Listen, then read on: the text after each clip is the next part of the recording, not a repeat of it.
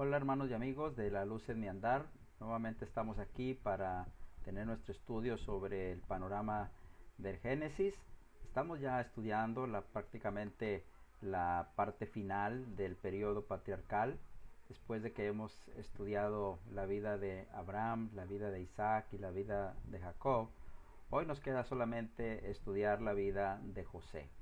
José es considerado prácticamente en la última sección del libro de el Génesis, prácticamente abarcando desde el capítulo 37 pues hasta el capítulo 50, prácticamente hasta el final del libro. Entonces vamos a ver aquí, amados hermanos y amigos, qué es lo que sucedió con respecto a José. Cuando uno va ahí al capítulo 37, pues es donde empezamos a hablar por primera vez acerca de la vida de José. Y lo primero que tenemos que ver aquí es hablar un poquito acerca del origen de José, como ya lo estudiamos antes.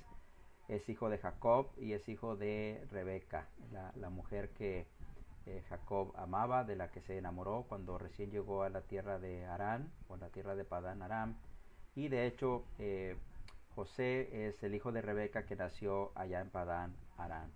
Sabemos que Rebeca finalmente, antes de morir, tuvo un segundo hijo, Benjamín, pero este no nació allá en la tierra de Harán o Padán Aram, sino que nació cuando estaban de camino rumbo a Belén Efrata, ya cuando Jacob y toda su familia estaba de regreso en la tierra de Canaán. El significado del nombre de José, usted recuerda cuando vimos el nacimiento de cada uno de los hijos, fue él añade, o también conocido como el amado. Cualquiera de los dos significados es válido. Ahora, este va a convertirse en el hijo consentido de Jacob, lógicamente por ser el hijo de Raquel. Algunas cosas adicionales que vamos a poder ver aquí es que el resto de este libro de Génesis, que abarca la vida de José, es la historia prácticamente de cómo Israel, como los descendientes de Jacob, vinieron a vivir a Egipto, y servirá como puente para luego pasar al siguiente libro de el Pentateuco, que es el Éxodo, y poder entender por qué esos descendientes de Jacob, ese pueblo llamado pueblo de Israel, estaba cautivo allá en la tierra de Egipto. Así que en esta parte de Génesis encontramos esa historia de cómo esa nación fue a vivir a la tierra de Egipto. Es la historia, hermanos, aquí de cómo sucedió también lo que Dios había anunciado a Abraham acerca de su descendencia, que sería esclava en la tierra de Egipto, según Génesis capítulo 15, versos 13 y 14, cuando Dios le repite la promesa de la tierra de Canaán para la descendencia de Abraham, pero también le dice a Abraham que debe tener en cuenta que su descendencia va a servir como esclava en Egipto por una cantidad de años, pero después ellos vendrán nuevamente a la tierra de Canaán, que es lo que encontraremos en el libro de Éxodo. Pero aquí esta historia es donde se va a empezar a cumplir eso que Dios le había anunciado a Abraham. Cuando hablamos de José, hermanos, cuando hablamos de José, bueno, siempre se nos ha enseñado a ver a José como un tipo de Cristo. Y, hermanos, hay varias cosas en las que José se va a convertir en un tipo de Cristo. Primero, los dos son amados de sus padres, ¿verdad? Génesis 37:3, también el verso 32 y el verso 35 nos enseñan cómo José era el hijo amado de su padre Jacob, especialmente por lo que ya hemos dicho de haber sido hijo de Rebeca, ¿verdad? Lo mismo encontramos, hermanos, acerca de Cristo. Cristo es el hijo amado de su padre. Los dos, hermanos, José y Jesús, los dos fueron rechazados por su familia. En el capítulo 37 aquí lo vamos a ver con más calma, verso 4 al 11, vamos a ver cómo sus hermanos lo odiaron, lo despreciaron hasta el punto de venderlo como esclavo a los madianitas. Lo mismo sucedió con Jesús, ¿verdad?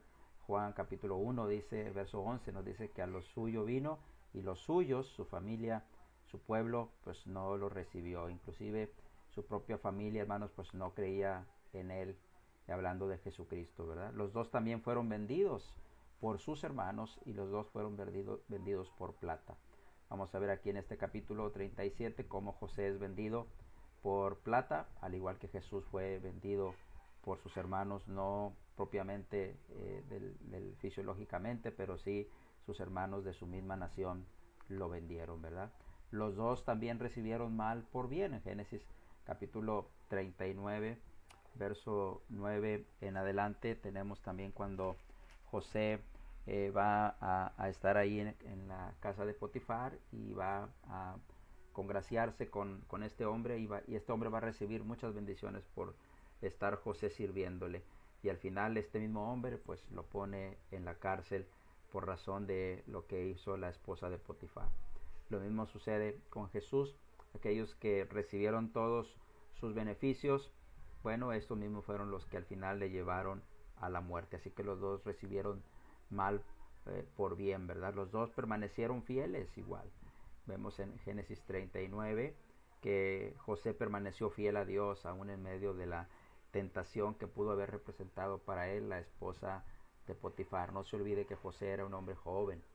Lo mismo sucede con Jesús. Jesús está en el huerto del Getsemaní, en Mateo capítulo 26, verso 39, y lo vemos a él, hermanos, luchando con el problema, hermanos, de la tentación de querer que pasara de él la copa del sufrimiento. Después de eso Jesús, hermanos, mantuvo su fidelidad y con gozo enfrentó la cruz, menospreciando el oprobio, dice Hebreos capítulo 2. También encontramos que los dos fueron exaltados. Los dos fueron exaltados. Después de que José fue puesto en la cárcel, va a llegar el momento en que será sacado de la cárcel y será exaltado ante el faraón, y luego el faraón mismo lo exaltará todavía más, hermanos, cuando sea sacado de la cárcel y adivine los sueños de faraón y lo ponga como gobernador de toda la tierra de Egipto. Jesús es lo mismo. Después de que fue humillado a lo sumo, habiendo sido crucificado, luego él resucitó al tercer día, y después de 40 días fue exaltado, hermanos, al cielo, fue puesto a la diestra de la majestad de Dios en las alturas, según dice en la carta a los Hebreos capítulo 1 verso 5, y Filipenses capítulo 2 verso 11, se le dio un nombre que es sobre todo nombre. Otra cosa en las que José es un tipo de Cristo también es en que los dos tuvieron un corazón perdonador. Los hermanos de José, cuando llegan a Egipto y se enfrentan a él, a ellos su conciencia no los deja tranquilos. Ellos, inclusive cuando José se declara y ellos se dan cuenta de que es José, ellos esperan lo peor de José. Pero José les perdonó. Inclusive después de que Jacob muere, ellos todavía están esperando que José, después de que murió su papá, ahora sí pueda arremeter contra ellos. Pero es cuando José les dice: ustedes no tengan temor, porque en realidad para preservación de vida es que Dios me trajo acá. Ustedes pensaron un mal contra mí, pero en realidad Dios todo lo encaminó a bien, mostrando así ese corazón capaz de perdonar a sus hermanos. Jesús, hermanos, pues es el ejemplo máximo de perdón que Él nos ha dado, hermanos, a través de su sacrificio por nosotros en la cruz. Los dos, hermanos, fueron la única fuente de ayuda, ¿sí? En Génesis 41, verso 45, y el verso 57, también el 42, verso 6, José insiste en que todo lo que pasó en realidad fue para que Dios pudiera conservar la vida de los descendientes de Jacob. No había otra forma más que esa. Si ellos se quedan en la tierra de Canaán, van a perecer por el hambre, pero si vienen a la tierra de Egipto y se someten a lo que José les está pidiendo de que vengan a vivir acá, ellos van a poder estar bien y no van a perecer. En Juan capítulo 6, verso 68, Pedro dice: ¿a quién iremos, Señor? Tú tienes palabras de vida eterna. Así que los dos fueron la única fuente de ayuda, la única fuente de salvación. Así que por todas estas cosas, hermanos, podemos decir claramente que José pues es un tipo de Cristo. Tal vez pueda haber otras cosas más, pero bueno, estas son las que decidimos poner aquí en esta clase. Ahora veamos un poco de la vida de José en la tierra de Canaán. Y lo primero que encontramos en el capítulo 37, pues es que José va a ser vendido por sus hermanos. Cuando empezamos a leer el relato, no lo vamos a leer todo aquí. Usted, como le he recomendado antes, usted lea los capítulos completos y va a encontrar toda esta información que nosotros estamos viendo aquí. Cuando uno empieza a leer el capítulo 37 y considera el verso 1 y el verso 2, de hecho hasta el verso 4, uno puede encontrar ahí el favoritismo de Jacob trajo una consecuencia tremenda para José, trajo odio de sus hermanos sobre él. La Biblia empieza diciendo ahí que Jacob estaba habitando ya en la tierra de Canaán. Esto puede significar que Jacob ya había recibido la herencia de su padre. Acuérdese que a él se le dio la bendición de ser el heredero. La Biblia también dice que José tenía aquí alrededor de 17 años. También nos habla de que cuál era su oficio, apacentaba las ovejas juntamente con sus hermanos. Todos estaban involucrados en el negocio de la crianza de ganado, y José no era diferente a ellos. José se estaba juntando de hecho con los hijos de Bila y con los hijos de Silpa. No necesariamente tiene que ser así, pero recuerde que había una rivalidad entre Lea y la mamá de José. Probablemente cuando murió la madre de José, Bila y Silpa lo tomaron para ellos pues encargarse de él en sus necesidades, siendo todavía un niño o estando en la adolescencia. ¿Sí? Ahora, puede ser que por eso esté aquí con los hijas de Bila y de Silpa y no con las hijas de Lea. Sin embargo, luego vamos a ver cómo precisamente los hijos de Lea son los que mayor protección le quieren dar a José en algún momento dado. Otra cosa adicional que se nos enseña en estos primeros versos es la mala fama que tenían los hermanos de José y cómo él informaba de esta mala fama a su padre. La palabra mala fama aquí indica el mal comportamiento, la conducta equivocada que estos tenían. Obviamente esto implica por default, hermano, que José tenía una buena conducta a diferencia de sus hermanos. Estos versos, hermanos, son realmente el contexto de lo que va a relatar después el escritor sagrado aquí. Es el contexto del odio que los hermanos de José van a tener sobre él. Por encima de todo esto, también dice aquí que Jacob amaba a José. Esta es una razón adicional para odiarlo, no solamente el hecho de que él comentaba a su padre las cosas malas que ellos hacían, sino también el hecho de que Jacob mostraba que amaba más a José que a sus demás hijos. Entonces, hermanos, hizo una túnica de colores Jacob para su hijo. Algunos creen, hermanos, que tal vez lo que vieron los hermanos de José cuando Jacob hizo esa túnica especial para él era que lo estaba distinguiendo, y que tal vez lo que había en la mente de Jacob es que él fuera el primogénito y por lo tanto el heredero de todos sus bienes. Sea lo que haya sido, lo cierto es que hubo una distinción aquí especial. Se implica esa distinción especial hacia José, producto de ese amor. Entonces, vean cómo cada una de estas cosas se van acumulando. Por un lado, lo que José hacía informando a su padre la mala fama de sus hermanos. Por otro lado, lo que Jacob demostraba amando más a José. Y por otro lado, también esta túnica de colores que lo distingue por encima de lo demás. El resultado es que lo aborrecieron, dice el verso 4.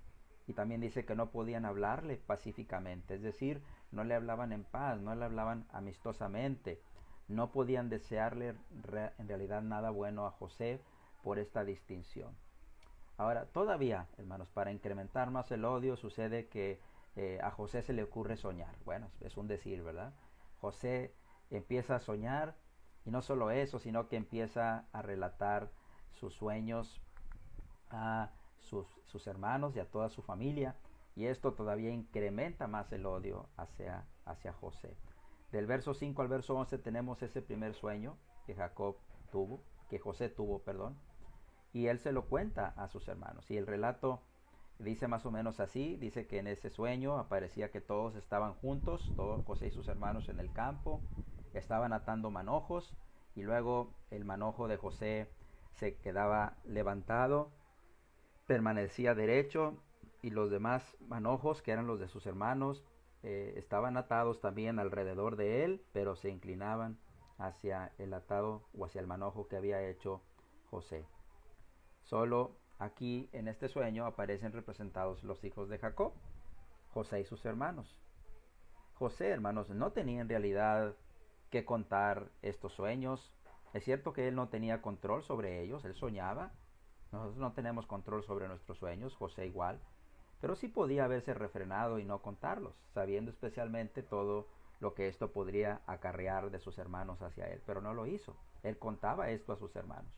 cuando él lo cuenta, sus hermanos lo interpretan correctamente, ¿sí? Correctamente. Ellos entendieron lo que este sueño significaba, que en algún momento José iba a estar sobre ellos y que ellos se inclinarían ante él. De hecho, esto se va a cumplir allá en Génesis capítulo 50, verso 18, cuando Jacob, hermanos, da ahí la bendición. Así que el resultado fue que le aborrecieron todavía más. Y no conforme con eso va a venir un segundo sueño. Y en este segundo sueño también es contado a sus hermanos. Y aquí ya no va a involucrar solamente a sus hermanos, sino va a involucrar a la familia completa. El sol, la luna y las estrellas dice que se iban a inclinar hacia José. Esto también se lo dijo a su papá. Y su papá inclusive como que lo regaña y le dice que ¿acaso tu mamá y yo y todos nos postraremos ante ti? ¿Sí? Bueno, sus hermanos entonces acrecentaron la envidia contra él. Ahora, todo esto ocasionó, hermanos, que hubiera un desprecio de parte de sus hermanos hacia José. A veces uno se puede detener a pensar tantito y ver qué tanto José contribuyó para que esto pasara. Acuérdese que es un adolescente, tiene 17 años y probablemente eso lo hacía a él de alguna manera contrarrestar lo que sus hermanos estaban haciendo contra él al no verlo bien. Así que probablemente por eso él lo contó a una manera de defenderse, pero a la postre pues esto le va a traer consecuencias terribles. Va a llegar el momento entonces en que José va a ser enviado por su papá a traer noticias de sus hermanos. Como ya vimos, el trabajo de ellos era la crianza de ovejas. Del verso 12 al verso 17 tenemos esta parte aquí cuando José es enviado allá a ver a sus hermanos. De capítulo 37, verso 12 al 17. José entonces fue enviado con un propósito específico. Ellos estaban apacentando las ovejas en Siquem. Jacob quería saber cómo estaban. Esto habla de su preocupación por ellos como padre. Y José, hermanos, le dice a su papá, cuando le llama para que vaya y haga este trabajo, le dice, heme aquí. Esto habla de la buena conducta de José, su disposición aquí es evidente ante su papá. Llama la atención de que estuvieran acampando las ovejas en Siquem. Acuérdense que en Siquem es donde ellos habían tenido que salir después de que Simeón y Leví hicieron aquella matanza contra los hijos de Amor y contra Siquem mismo y todos los que habitaban en aquel pueblo. Pero también tenemos que recordar que el terror de Dios estuvo sobre los habitantes de aquel pueblo, según Génesis 35, verso 5. Así que de alguna manera esto parece que ha quedado atrás. Entonces llama la atención aquí, hermanos, que José salió entonces de Hebrón para ir a Siquem. Eso sería alrededor de 50 millas de distancia, sin siquiera saber José ni Jacob que no podían, hermanos, no podrían volver a verse sino hasta que pasaran 22 años aproximadamente. En el verso 15 dice que José llegó hasta Siquem, pero cuando llegó a Siquem no los halló, así que alguien le informa que fueron a Dotán. Dotán está aún más al norte de la tierra de Palestina, casi hasta donde termina la tierra de Palestina. Así que José fue hasta Dotán para cumplir con su cometido que llevaba. Cuando José llega allá, entonces sus hermanos lo ven venir. Y entonces hay un plan que los hermanos de José van a llevar a cabo aquí para de alguna manera desaparecer a José. Al verlo venir, dice verso 18 y 19, dice que conspiraron. Y conspiraron para matarle. ¿Ok? ¿Sí? De eso se refieren a él como el soñador. Esto era dicho en forma de burla, hermanos, en forma de desprecio. Así que ellos lo que deciden hacer es echarlo en una cisterna y decir que una bestia lo mató. Ellos esperan que al ser echado en esa cisterna, como están en el monte, en el desierto, nadie vendrá en su ayuda hasta que él muera ahí de hambre o de sed. Y ellos dicen inclusive en el verso 20, veremos qué será de sus sueños. En otras palabras están diciendo, nos aseguraremos de que nada de lo que él soñó se cumpla. Sin embargo, hermanos, cuando ellos están planeando esto, Rubén está poniendo atención y Rubén va a aparecer aquí, hermanos, como siendo el primogénito, siendo el de mayor edad. Se le ve ya con mayor madurez, con mayor responsabilidad y, hermanos, Rubén sugiere que lo echen en la cisterna para que no lo maten. Y esto dice que lo hizo para librarlo, porque él pretendía hacerlo regresar a su papá. La cisterna entonces estaba vacía, según dice el verso 24. Rubén estaba usando esto solamente para ganar tiempo. Luego que ellos se fueran, él vendría y lo sacaría de allí. Así que Dios, hermanos, fíjate aquí lo que vemos. Todos estos hombres aparecen aquí con un carácter malo, ¿sí? Y es increíble cómo Dios va a usar inclusive a estos hombres para ser cabezas de su propio pueblo, de su propia nación. Pero primero, hermanos, los va a suavizar a través de muchas circunstancias difíciles que cada uno de estos de los hijos de Jacob van a vivir. ¿Sí? Ahora, ellos planean esto y Rubén les dice que hagan mejor esto, ¿sí? Y finalmente decidirán hacerlo. Así que va a venir el momento en que José se va a encontrar con sus hermanos, verso 23 al 25. El relato dice que le quitaron la túnica, es decir, la túnica que era señal de distinción le fue quitada, ya no eres más el distinguido. Pero la túnica también va a ser la forma en que van a engañar a Jacob. ¿Sí? Lo tomaron por la fuerza, sin duda alguna, lo echaron en la cisterna vacía y luego dice el relato, verso 25, que se sentaron a comer. Una pregunta que surge aquí, hermanos, es ¿cómo podían ellos estar con tal despreocupación y cinismo, comiendo, alegrándose, tal vez platicando, riéndose, etcétera, mientras su hermano está en la cisterna y está sentenciado a morir? ¿Sí? Ahora, fíjense en esto, hermanos. Mientras está pasando todo esto aquí, surge un plan B. ¿Cuál era el plan B? Bueno, alguien sugirió aquí, hermanos, que era mejor venderlo a los ismaelitas. ¿Sí? Del verso 25 al verso 28 tenemos que aparece una compañía de mercaderes, una caravana de mercaderes ismaelitas que venían de Galaad, según dice el verso 25. Estos iban a Egipto y al ir a Egipto ellos generalmente llevaban mercancía y a ellos se les ocurre venderlo a ellos como un esclavo. Llama la atención de que si estaban camino a Egipto, seguramente cuando José fue llevado de camino a Egipto, pasó cerca de su padre ahí en Hebrón, porque habría que pasar muy cerca de Hebrón para poder pasar a la tierra de Egipto. Hebrón era el lugar donde estaba morando su padre y donde él también moraba. Entonces Judá aparece en la escena aquí. Judá también ya es una persona grande aquí, de alguna manera. Ya hay cierto grado de madurez en él. Y entonces él argumenta varias cosas en el verso 26 y 27 para evitar, hermanos, que lo maten. Les dice, no hay provecho en que lo matemos. No sea nuestra mano sobre él, no llevemos a matarlo. Y luego dice, es nuestro hermano, es nuestra propia carne. Esas son razones para no matarlo. Así que Judá dice, mejor vendámoslo. ¿Sí? Así que lo vendieron por 20 piezas de plata. No se ve un cargo de conciencia aquí.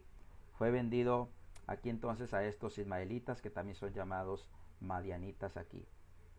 Ahora, ¿qué pasó, hermanos, con Rubén? Rubén, hermanos, se entera de que José fue vendido del verso 29 al verso 30. Él viene esperando encontrar a José en la cisterna y sacarlo de ahí, pero no lo halló. Entonces rasgó sus vestidos en señal de duelo, de preocupación, de sufrimiento. ¿Sí? Rubén es el mayor aquí, parece ser que él es el que está a cargo. Él tenía que explicarle a su padre lo que pasó. ¿Cómo explicarlo? ¿Cómo le puede él decir a su padre lo que pasó con José, según lo que dicen del verso 30? Entonces hay un engaño que se hace, hermanos, para Jacob aquí. Verso 31 y verso 32 dice que tiñeron la túnica con sangre de un cabrito y la llevaron ante Jacob, y simplemente ellos le dicen a Jacob, reconoce si esta es la túnica de tu hijo. Jacob obviamente se echó a llorar y va a hacer un gran duelo por José. Jacob llegó a la conclusión, según el verso 33, de que alguna mala bestia lo había devorado. Así que rasgó sus vestidos, puso cilicio sobre su cabeza y guardó luto muchos días, dice el verso 34. Note aquí que no tuvieron que los hermanos de José decir que una mala bestia le había hecho daño a José. Su papá mismo llegó a esta conclusión. Jacob de alguna manera se engañó a sí mismo. ya que los hermanos de José no dijeron esto. Así que estas tres cosas, rasgar sus vestidos, poner cilicio sobre su cabeza y guardar luto, todo indican del profundo dolor y el sufrimiento por la muerte de un hijo, pero más especialmente aquí por la muerte de este que es el hijo amado de Jacob, aparentemente su muerte, hermanos, porque sabemos que no estaba muerto, ¿no? Jacob dice inclusive, voy a morir estando de luto, ¿sí? Así que verso 35 dice que no quiso recibir el consuelo de sus hijos. Y finalmente en el verso 36 se nos dice que José fue vendido a Egipto y llegó a la casa de un hombre llamado Potifar, que era oficial de Faraón y que era el capitán de la guardia. Así que entonces encontramos al final ese plan B y cómo Rubén se enteró y cómo Jacob fue engañado e hizo duelo por José. Y finalmente José, hermanos, se va a encontrar allá en la tierra de Egipto con Potifar. Bueno, eso es todo lo que encontramos en el capítulo 37 y es lo que tiene que ver con la vida de José allá en la tierra de Canaán. Ahora, un evento adicional que aparece aquí en el capítulo 38, que no está directamente relacionado con la vida de José, es la historia de Judá y Tamar. Hay algunas preguntas que nos hacemos acerca de por qué incluir esta historia aquí, ¿sí? Y sin duda alguna que lo primero que tenemos que ver nosotros es que, en primer lugar, es para conocer la continuación de la línea mesiánica. Acuérdese que Dios eligió a Abraham, Abraham se va a elegir a Isaac y de Isaac se va a elegir a Jacob para ser parte de la línea mesiánica. Pero Jacob tiene 12 hijos y el primogénito es Rubén, ¿sí? Y sin embargo, el que va a continuar en la línea mesiánica es Judá. Más adelante vamos a ver algunas cosas sobre ello. Entonces, Judá va a tener hijos y uno de estos hijos que va a tener aquí con esta mujer llamada Tamar, ese es el que va a seguir en la línea mesiánica. Es por eso entonces que se incluye esta historia aquí de Judá, para que podamos conocer la continuación de la línea mesiánica, pero también, hermanos, para empezar a mostrar el liderazgo de Judá y cómo Judá empieza a crecer. El hecho de que se le mencione a él y que haya todo un capítulo sobre él y que se hable aquí de lo que Judá hizo, nos va a empezar a hacer ver cómo Judá va a empezar a tomar esa preponderancia dentro de esta familia, y no lo será Rubén, y no lo será tampoco Rubén, será especialmente por lo que vimos en la clase anterior de que durmió con Bila, una de las mujeres de su padre. No tampoco será Simeón, tampoco será Leví, por lo que hicieron con los hijos de Amor. Así que el que sigue es Judá, y Judá será el que va a tomar aquí esa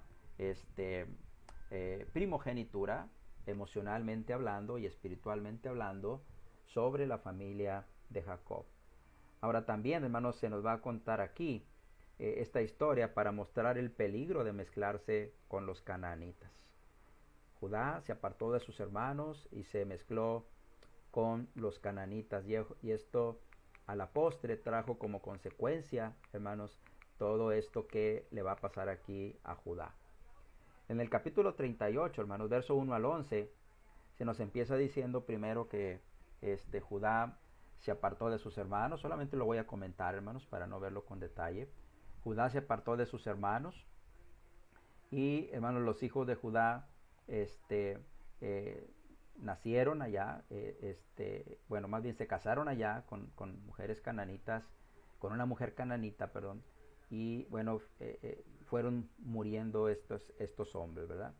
Entonces, Judá, al apartarse de sus hermanos, dice el relato que fue con una dulamita llamado Gira, y allá vio una mujer cananita, hija de Súa, ¿sí? Y la tomó por mujer. Nota aquí cómo Judá, hermanos, no consultó a Jacob, no pensó en el origen de la mujer, no siguió el mismo plan de su papá y de su abuelo en tomar mujer de la propia familia, sino que tomó una mujer cananita, según lo que se nos relata allí del verso 1 y el verso 2. No hay razón para saber aquí, no nos dice por qué se fue. Tal vez sintió vergüenza por lo que había pasado con José y no podía estar delante de su padre sabiendo que realmente José no había muerto como Jacob sabía, sino que había sido vendido a los madianitas. Y entonces allá cuando Judá se casa con esta mujer cananita, ellos van a tener tres hijos. El primero se llamó según el verso 3, el segundo se llamó Onán, según el verso 4, y el más chiquito se llamó Sela, según el verso 5. Estos hijos de Judá y de esta mujer cananita van a crecer. Se va a casar y se va a casar con una mujer llamada Tamar. ¿Sí? Note que el pasaje dice que Judá la tomó, la seleccionó para que fuera la mujer de Sin embargo, el relato nos dice que fue malo ante los ojos de Jehová. No nos dice en qué formas. Así que Jehová dice que le quitó la vida. ¿Cómo podríamos explicar este texto? Bueno, en realidad lo que está pasando aquí es que cuando se peca, en realidad Dios no está obligado a mantenernos vivos. Acuérdense que la paga del pecado es la muerte. Onán, hermanos. Entonces le tocaba hacer la tarea de levantar descendencia de su hermano puesto que esta era la costumbre que había en aquel tiempo.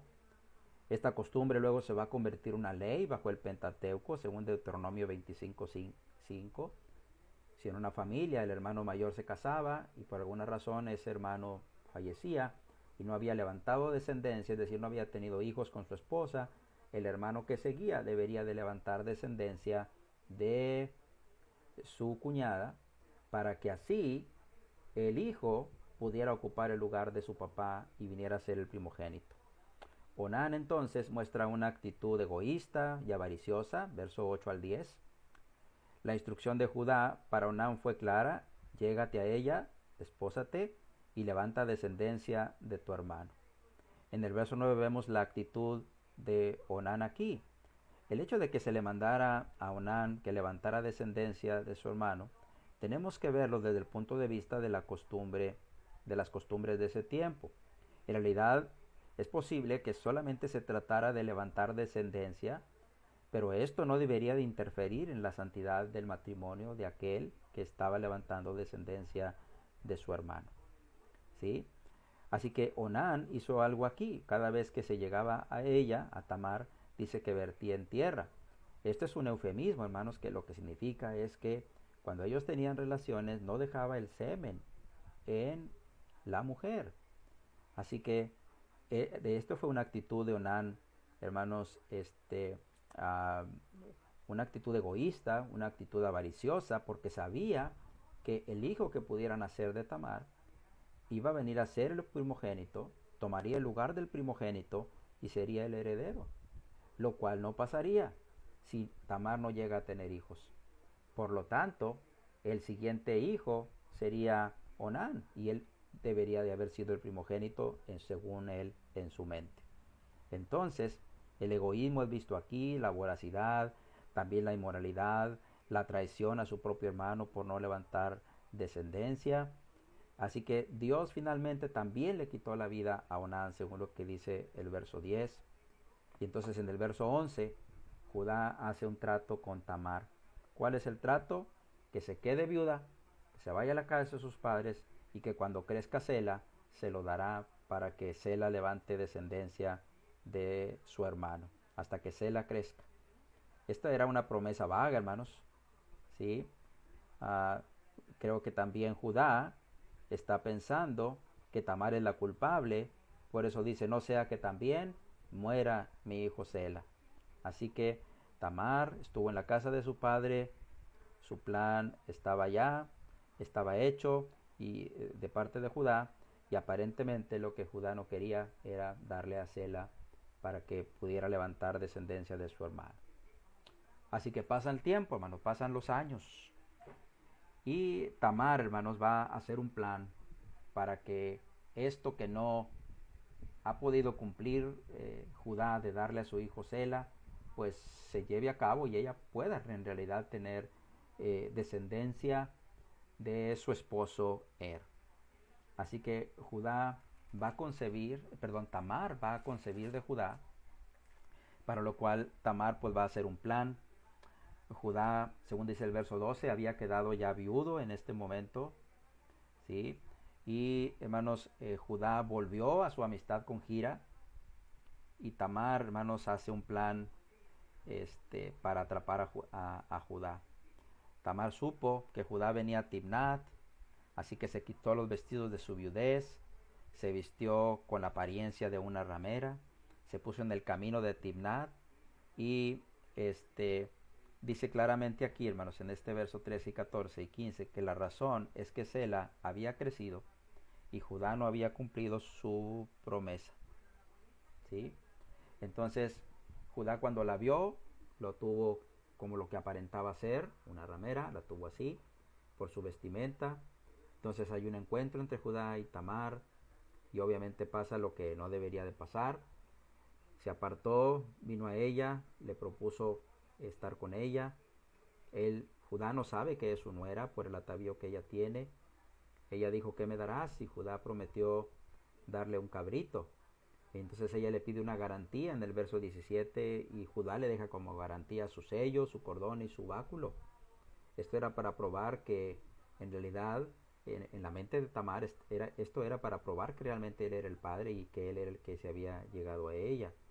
Estas eran cosas personales que eran fáciles de identificar, ¿sí?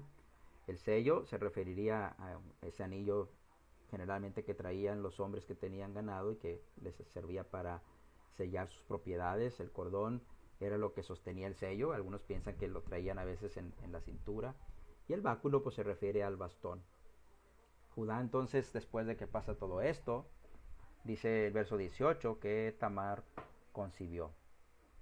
Del 19 al 23 tenemos entonces que Judá va a buscar pagar su deuda con esta mujer, trata de mandarle el cabrito, Ira va para tratar de recuperar las prendas, pero no es hallada la mujer que supuestamente debería de estar allí.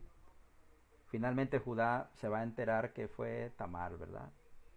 A los 3 meses, dice el verso 24, era el tiempo para que ya se pudieran dar cuenta que una mujer estaba embarazada. Se le avisó a Judá que Tamar había fornicado. Esto es normal que se le avisara a Judá, puesto que la gente sabe que Tamar está en la casa de sus padres y está esperando a que Sela le sea dado por marido. Entonces hay que avisarle a Judá que Tamar ha fornicado y hay que emprender acciones aquí. Judá dice que hay que quemarla. Entonces, cuando van a hacer esto, entonces Tamar saca el anillo, saca el báculo, perdón, el sello, el báculo y el cordón de Judá y dice, de quienes son estas cosas es de quien yo estoy encinta, verso 25. Entonces Judá pues reconoce y dice algunas palabras aquí muy interesantes en el verso 26, dice, más justa es ella, ¿sí?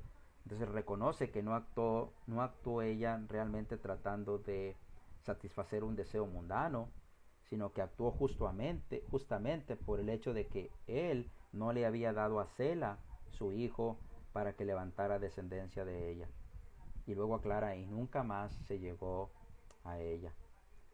Dios, hermanos, pudo usar aquí esta triste situación para mantener su plan de redimir al hombre realmente. Porque será este hijo de Judá y Tamar, hermanos, uno de los hijos de Judá y Tamar, los que en realidad van a continuar aquí para ser parte de la línea mesiánica. Decimos los hijos de Judá de Tamar y puede ser en contradicción porque dijimos que no más se llegó a ella, pero lo que pasa es que realmente tuvo gemelos. ¿Sí? Tamar concibió gemelos, dice el verso 27, y cuando iba a dar a luz, sacó la mano uno de ellos y entonces la partera le ató un cordón para identificarlo, quién sería el primogénito. ¿Sí? Pero al sacar la mano la volvió a meter otra vez.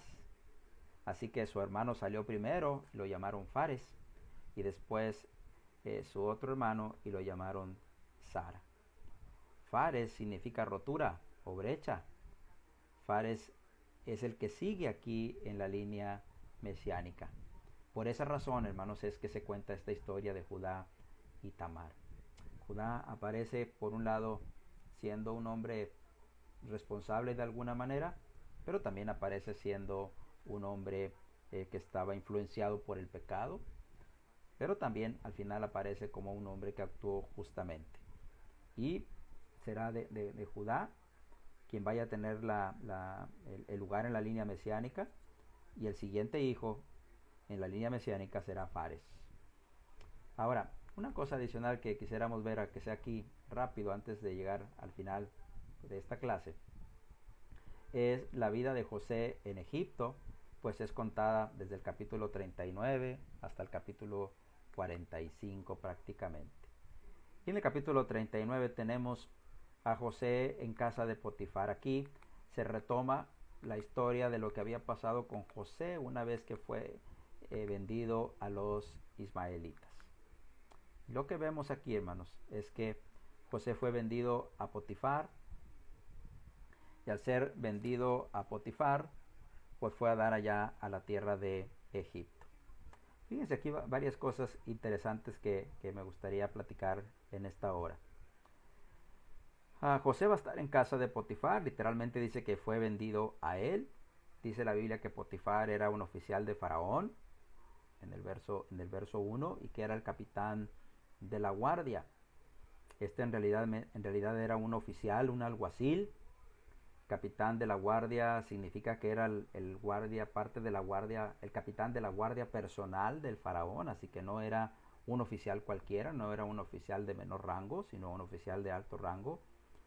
Este hombre estaba casado, ¿sí? Algunos piensan, hermanos, que Potifar era eunuco, y eso explicaría de alguna manera la pasión que tenía su esposa por José. Los eunucos, hermanos, a veces estaban casados, porque sucedía que se casaban antes de la castración, a veces porque solamente así podían ocupar puestos importantes en el gobierno, puesto que los reyes trataban a estos hombres que ocupaban altos cargos en sus gobiernos, trataban de que fueran eunucos para que no tuvieran la posibilidad de levantar descendencia, y que por la influencia que llegaban a tener estos hombres, en algún momento alguno de sus hijos pudiera de alguna manera organizar alguna revuelta y rebelarse contra el rey mismo. Así que tal vez era un eunuco. Ahora, llama la atención que dice que era un varón egipcio, y aquí quiero detenerme tantito. Se cree, hermanos, que el hecho de que diga que era un varón egipcio es para enfatizar que este hombre era un nativo de Egipto. Se cree que durante este tiempo Egipto había sido dominado por algún pueblo semita, de acuerdo a lo que la arqueología ha podido revelar en la alfarería y en algunos frescos y en algunos registros antiguos que se han podido encontrar en la arqueología egipcia. Y, hermanos, se cree que este pueblo semita eran los hicsos. Los egipcios, hermanos, generalmente no aceptaban a los extraños.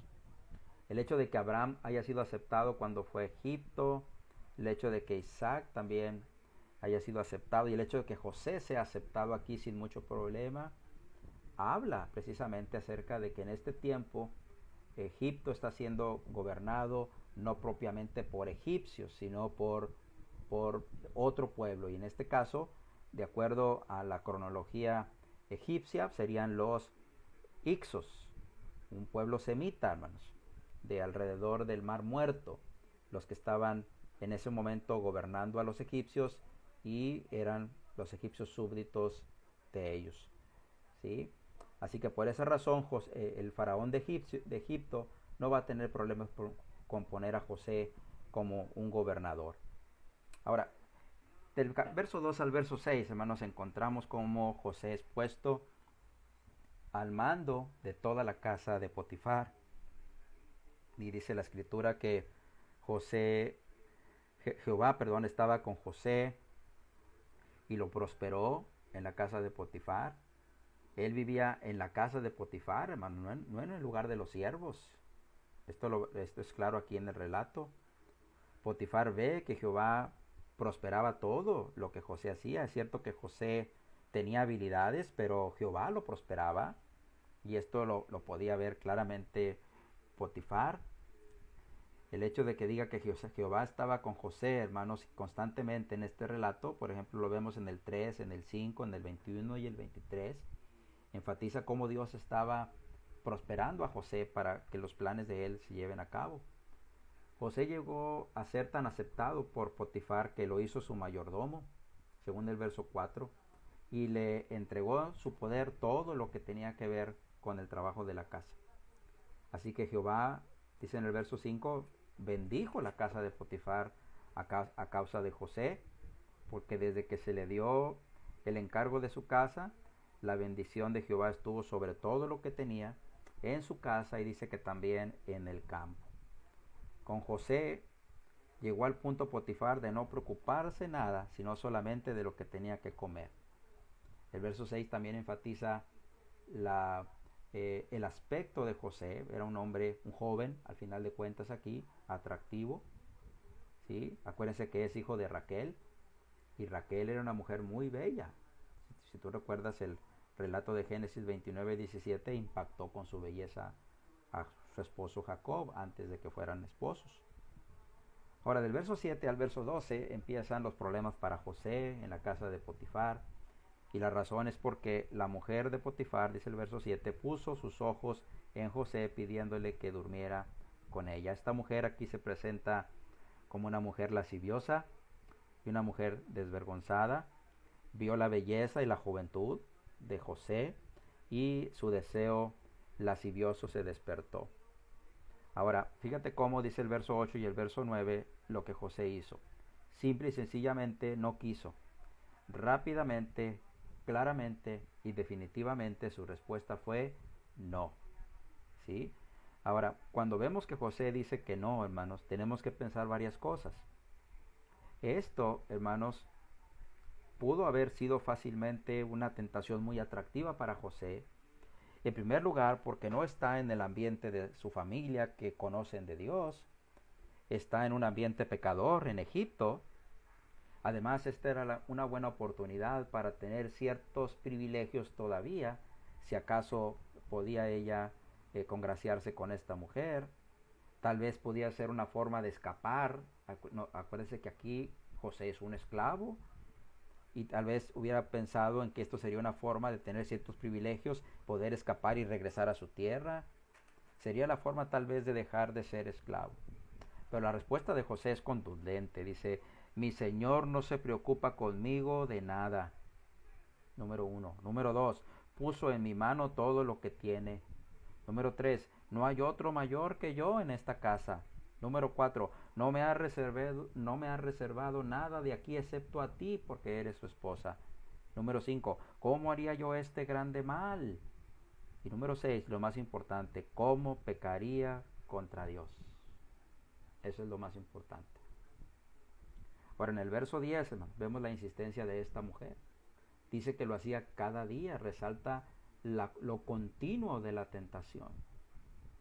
José simplemente no la escuchaba, rechazó en todo momento esa posibilidad. Ahora, piensa por un momento, José es un hombre joven, como hemos dicho hace un momento. ¿Sí? Además está, hermanos, en una posición en la que puede sacar ventaja, y la tentación está siendo continua. Sin embargo, hermanos, él se mantuvo, hermanos, aún en la parte más difícil de la tentación, fiel. La parte más difícil de la tentación va a venir en el verso 11 y en el verso 12. Dice que José entró para hacer sus oficios a la casa. No había nadie allí. La mujer lo asió por la ropa y José huyó dejando su ropa. Verso 12. Pablo le dice a Timoteo, huye de las pasiones juveniles. Respecto a este asunto, esta parte, Josefo, hermanos, el historiador judío, dice que ese día se celebraba un gran festival en la tierra de Egipto, y Potifar necesitaba estar allí como hombre del gobierno, hermano, especialmente para cuidar al faraón. Y la costumbre era que estos generales fueran con sus esposas a esos eventos, pero según Josefo dice que ella fingió estar enferma para quedarse en casa y así presionar a José y lograr su cometido. Sin embargo, José, hermanos, huyó. dejando su ropa en las manos de esta mujer. Así que entonces la mujer va a reaccionar. Cuidado cuando una mujer es herida. Entonces viene la acusación de la esposa de Potifar contra José. Cuando vio que huyó dejándole su ropa, entonces ella se dio cuenta de que sus actos podían ser expuestos aquí. Así que entonces llamó a los de su casa y empezó a dar gritos y empezó a acusar a José de intentar violarla, de burlarse de ella. Inclusive acusa a su propio esposo de ser el causante por haber traído a José a su casa. Cuando ella alzó la voz y gritó, dice ella misma, él huyó dejando mi ropa cuando yo empecé a gritar. En realidad esto no había sido así. Y ella mantuvo, dice el verso 16, que mantuvo cerca la ropa de José hasta que viniera Potifar. Y cuando viene Potifar, ella le dice las mismas palabras en el verso 17 y en el verso 18. Así que aparentemente la ropa es la prueba inequívoca de lo que aparentemente José ha hecho. Así que entonces José va a ser puesto en la cárcel, verso 19 y verso 20. Potifar escucha la acusación que hubo contra José de parte de su esposa, ¿sí? Aparentemente había una prueba, así que lo puso en la cárcel. Llama la atención aquí varias cosas. Primero, que José no haya sido castigado con la muerte, lo cual era una posibilidad, sino que solo dice que lo puso en la cárcel. Y dice que lo puso con los presos del rey y al cuidado del jefe de la cárcel. Es interesante aquí, hermanos, que la ira de Potifar no vino contra José. ¿Será esto un indicio de que Potifar conocía cómo se las gastaba su esposa? Tal vez. Tal vez Potifar había visto la manera como su esposa miraba a José.